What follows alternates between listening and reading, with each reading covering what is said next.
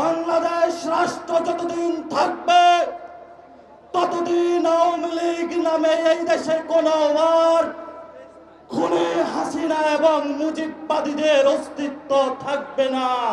সীমান্তে আমাদের দুজন ভাইকে হত্যা করা হয়েছে, আর ওপারে বসে বসে খিলখিলিয়ে হাসছে যারা বাংলাদেশে খুনের রাজত্ব কায়েম করেছিল, গুমের রাজত্ব কায়েম করেছিল। সেই মুজিববাদী ফ্যামিলি বাংলাদেশি ছাত্র জনতা তাদেরকে বুড়ো আঙ্গুল দেখিয়ে দিল্লিতে তাদেরকে পাঠিয়েছে। আগামীতে বাংলাদেশের 18 কোটি মানুষ যতদিন বেঁচে থাকবে, আওয়ামী লীগ নামদারি মুজিববাদী নামদারি কোন শক্তি বাংলাদেশে বিরাজ করতে হবে না এবং দিবে না। আমরা আশা করি বাংলাদেশের 18 কোটি মানুষ 5 তারিখে যে ঐতিহাসিক রায়ের মাধ্যমে জানান দিয়েছিল বাংলাদেশ রাষ্ট্র যতদিন থাকবে ততদিন আওয়ামী লীগ নামে এই দেশে কোনো আর খুনে হাসিনা এবং মুজিববাদীদের অস্তিত্ব থাকবে না। এই বিষয়ে ফয়সালা হয়েছে।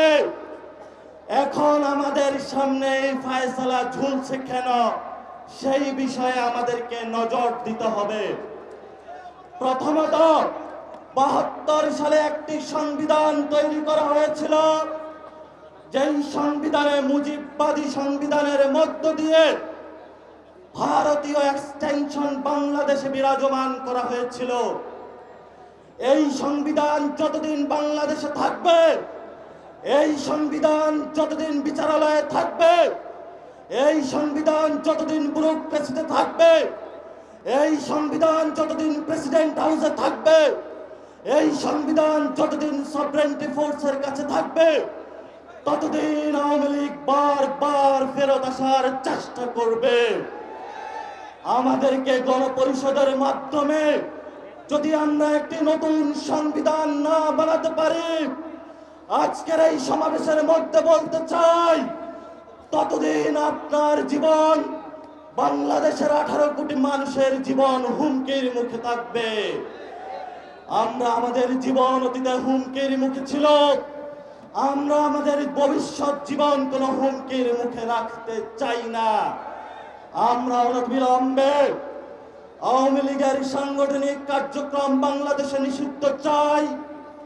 আমরা দেখতে পাচ্ছি ইসির কল কবজা, কলকাঠি নাড়িয়ে একটি দল নির্বাচনের মাধ্যমে আওয়ামী লীগকে পুনর্বাসন করার প্রচেষ্টা চালাচ্ছে। আমরা তাদের উদ্দেশ্যে বলতে চাই, গত 15 বছরে যখন আমাদের মায়েরা জেলের দ্বারগুলোতে ঘুরে ঘুরে ফিরেছে, আমার ভাইয়েরা যখন গুম হয়েছে, আমার ভাইয়েরা যখন শহীদ হয়েছে, আমার ভাইয়েরা যখন বুকের তাজা রক্ত দিয়েছে, তখন আপনাদের যারা নেতৃত্ব রয়েছে, আয়েশি জীবনে আপনারা ভোগ বিলাসে মত্ত ছিলেন। আওয়ামী লীগের সাথে কনস্পাইরেসি করে যখন এই পল্টন ময়দানে, যখন বাইতুল মুকাররমে অসংখ্য সমাবেশের ডাক দেওয়া হয়েছে, পুলিশের অস্ত্রের মুখে তারা রক্ত দিয়েছে, আর ওইখানে আপনারা রুমে রুমে বসে নেগোসিয়েশন করেছেন। আমরা আপনাদের ড্রামাগুলা দেখেছি গত 15 বছরে। আপনাদের নেতৃত্ব ব্যর্থ হয়েছে। আপনাদের নেতৃত্বের ব্যর্থ হওয়ার কারণে ফিনিক্স পাখির মতো ক্যাম্পাস থেকে এই ছাত্র জনতাগুলো বেরিয়ে এসে বাংলাদেশের 18 কোটি মানুষকে মুক্তি দিয়েছে। ভবিষ্যৎ বাংলাদেশে যদি নেতৃত্বের প্রশ্ন আসে, তাহলে এই ছাত্ররাই নেতৃত্ব দিবে, এই ছাত্ররা সচিবালয়ে নেতৃত্ব দিবে, এই ছাত্ররা আর্মিতে নেতৃত্ব দিবে, এই ছাত্ররা বিশ্ববিদ্যালয়ে নেতৃত্ব দিবে, আর এই ছাত্ররা পার্লামেন্টে নেতৃত্ব দিবে।